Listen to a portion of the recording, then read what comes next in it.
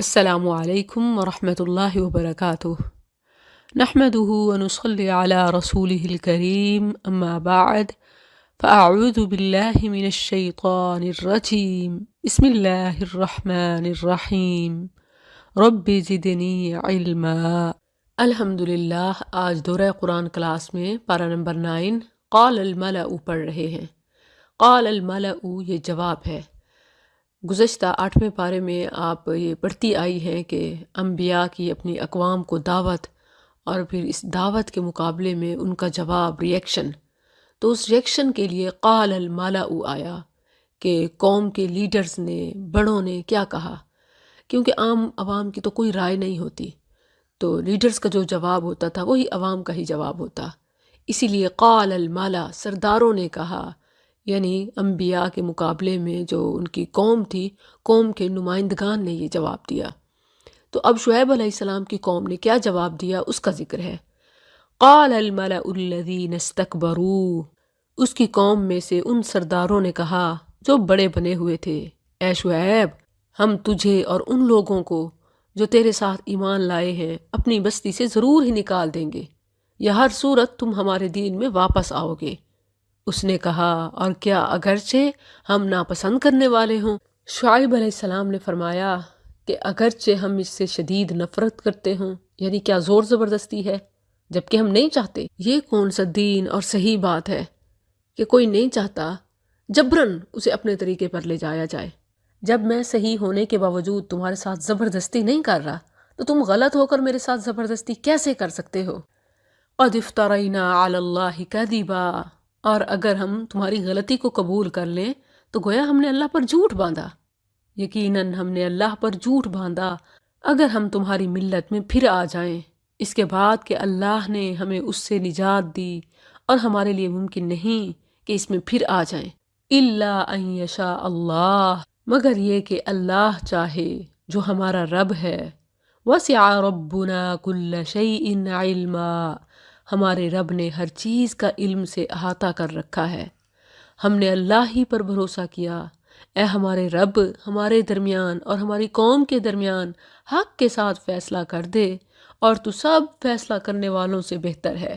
شعیب علیہ السلام عرب تھے، اور عربوں میں شروع ہی سے جھوٹ سے شدید نفرت رہی ہے، اسی لیے اللہ تعالیٰ نے اپنا وہ نبی جو تمام دنیا کی طرف اور قیامت تک کے لیے تھا، عربوں میں مبعوث کیا۔ عرب اپنی تمام برائیوں کے باوجود کچھ اوصاف حمیدہ رکھتے تھے۔ ایک وصف سچ سے محبت اور جھوٹ سے نفرت تھی، اسی لیے دیکھیں تو ابو سفیان نے ہرقل کے دربار میں جھوٹ نہیں بولا، بلکہ نبی صلی اللہ علیہ وسلم کی ساری خوبیاں گنوائیں اور کہا کہ بس وہ ہمارے طریقے سے میچ نہیں کرتا، ہمارے آباء و اجداد کے مخالف ہے، اس لیے ہم نہیں مانتے۔ یہ نہ کہا کہ وہ ہمیں برائی کا حکم دیتا ہے یا اس کا طریقہ ٹھیک نہیں ہے۔ شعیب علیہ السلام نے بھی قوم کو یہی بات کی کہ وَمَا يَكُونُ لَنَا أَن نَّعُودَ فِيهَا، کہ ہم سچ کو جان کر جھوٹ کی طرف کیسے آ سکتے ہیں۔ یہ شعیب علیہ السلام کو شک نہیں تھا، بلکہ عاجزی کا اظہار اور اپنے آپ کو اللہ کے حوالے کرنا ہے، کیونکہ ارادے، عزم، نیت کتنی ہی نیک کیوں نہ ہو، اس کا پورا ہونا اللہ کی مشیت پر موقوف ہے۔ اسی لیے فرمایا کہ ہم جانتے حق یہ ہے، ہم نے اسے نہیں چھوڑنا، مگر ہوتا وہی ہے جو اللہ چاہے۔ اسی لیے اللہ سے دعا مانگ لی کہ اللہ تو ہی خیر الفاتحین ہے۔ اسی لیے سچے علم اور وسعتوں کے دروازے ہم پر کبھی بند نہ کرنا۔ وسع ربنا کل شیء علما علی اللہ توکلنا ربنا افتح بیننا وبین قومنا بالحق وانت خیر الفاتحین۔ پتہ نہیں کہ لوگ کیوں خیر الفاتحین کو چھوڑ کر اپنی بندشیں کمزوروں سے کھلوانے جاتے ہیں۔ وقال الملأ الذین کفروا، اور اس کی قوم میں سے ان سرداروں نے کہا جنہوں نے کفر کیا، بے شک اگر تم شعیب کے پیچھے چلے تو بے شک تم اس وقت ضرور خسارہ اٹھانے والے ہو، یعنی ہم تمہارا جینا دوبھر کر دیں گے۔ قوم نے شعیب علیہ السلام اور ان کے ساتھیوں کو دھمکی دی کہ ہم تمہیں نکال ہی دیں گے۔ اللہ کا کرنا ایسا ہوا کہ وہ جو بستی سے نکالنے کے در پہ تھے خود دنیا سے ایسے نکلے کہ جیسے آئے ہی نہ تھے۔ فَأَخَذَتْهُمُ الرَّجْفَةُ فَأَصْبَحُوا فِي دَارِهِمْ جَاثِمِينَ، تو انہیں زلزلے نے پکڑ لیا تو انہوں نے اس حال میں صبح کی کہ اپنے گھر میں گرے پڑے تھے۔ وہ لوگ جنہوں نے شعیب کو جھٹلایا گویا وہ اس میں بسے ہی نہ تھے۔ وہ لوگ جنہوں نے شعیب کو جھٹلایا وہی خسارہ اٹھانے والے تھے۔ جو کہا وہی اپنے اوپر آیا۔ سچ ہے، نیکوکاروں سے، اللہ کے ولیوں سے دشمنی لینا آسان نہیں۔ اللہ خود مومنوں کا دفاع کرتا ہے۔ فَتَوَلَّى عَنْهُمْ، پھر وہ ان سے واپس لوٹا اور اس نے کہا، اے میری قوم، بلا شبہ یقیناً میں نے تمہیں اپنے رب کے پیغامات پہنچا دیے اور میں نے تمہاری خیر خواہی کی، تو میں نہ ماننے والے لوگوں پر کیسے غم کروں؟ یعنی بے شک تم میرے عزیز تھے، مگر جب تم نے اللہ اور اس کے رسول کے ساتھ کفر کیا تو کافروں کی ہلاکت پر میں کیسے غم کروں؟ وَمَا أَرْسَلْنَا فِي قَرْيَةٍ مِّن نَبِيٍّ، اور ہم نے کسی بستی میں کوئی نبی نہیں بھیجا مگر اس کے رہنے والوں کو تنگی اور تکلیف کے ساتھ پکڑا تاکہ وہ گڑ گڑائیں۔ ثُمَّ بَدَّلْنَا مَكَانَ السَّيِّئَةِ الْحَسَنَةَ، پھر ہم نے اس بدحالی کی جگہ خوشحالی بدل کر دے دی، یہاں تک کہ وہ خوب بڑھ گئے اور انہوں نے کہا یہ تکلیف اور خوشی تو ہمارے باپ دادا کو بھی پہنچی تھی۔ تو ہم نے انہیں اچانک اس حال میں پکڑ لیا کہ وہ سوچتے نہ تھے۔ اللہ نے انہیں ہر چیز میں فراوانی دی، سرداری دی، مگر وہ انبیاء کی مخالفت پر اتر آئے، حق کے مقابلے میں آ گئے، تو اللہ تعالیٰ نے انہیں تکلیف اور تنگی سے دوچار کیا، مگر اس کو بھی انہوں نے حالات کا پھیر کہا کہ یہ تو ہوتا ہے، گردش زمانہ ہے۔ پھر اللہ نے بدحالی کی جگہ انہیں خوشحالی دے دی تاکہ مہلت میں ہی عذاب اتر آئے اور انہیں پتہ بھی نہ چلے۔ اللہ خوشی سے بھی آزماتا ہے اور تنگی سے بھی آزماتا ہے، دونوں اللہ کی طرف سے آزمائشیں ہیں۔ مگر ہمارا بھی یہی حال ہے کہ اگر خوشی آئے تو کہتے ہیں کہ رب بڑا راضی ہے، اور تنگی آئے تو کہتے ہیں پتہ نہیں رب کیوں ناراض ہے۔ گویا ہم نے تنگی کو رب کی ناراضگی سمجھ لیا، حالانکہ تنگی اور خوشحالی دونوں امتحان ہے، اور خوشحالی بڑا امتحان ہے، وہ اس لیے کہ خوشحالی میں اکثر فرعون اور قارون ہی بنتے ہیں، اور بدحالی میں اللہ یاد آ ہی جاتا ہے۔ لیکن جنہیں اللہ کی طرف سے بھیجی ہوئی آزمائشوں، قدرتی آفات اور ہلاکتوں میں بھی اللہ کی یاد نہ آئے تو پھر ان کے مقدر میں فَأَخَذْنَاهُمْ بَغْتَةً، اچانک عذاب ہی ہوتا ہے۔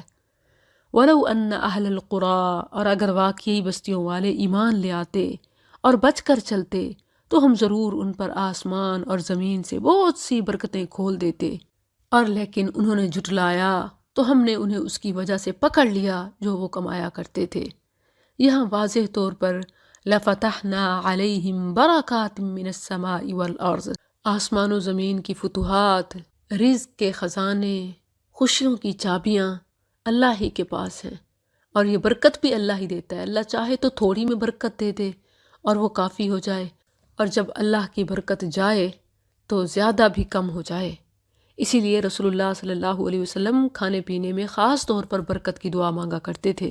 ابو داؤد کے حوالے سے ہے، آپ صلی اللہ علیہ وسلم نے فرمایا، جب کوئی شخص کھانا کھائے تو کہے اللہم بارک لنا فیہ واطعمنا خیرا منہ، اے اللہ ہمارے لیے اس کھانے میں برکت ڈال دے اور ہمیں اس سے بہتر کھانا کھلا۔ اور جب دودھ پیے تو کہے اللہم بارک لنا فیہ وزدنا منہ، اے اللہ ہمارے لیے اس میں برکت ڈال دے اور ہمیں اس سے زیادہ عنایت فرما۔ افامن اہل القریٰ، تو کیا بستیوں والے بے خوف ہو گئے کہ ہمارا عذاب ان پر راتوں رات آ جائے اور وہ سوئے ہوئے ہوں؟ اور کیا بستیوں والے بے خوف ہو گئے کہ ہمارا عذاب ان پر دن چڑھے آ جائے اور وہ کھیل رہے ہوں؟ پھر کیا وہ اللہ کی خفیہ تدبیر سے بے خوف ہو گئے؟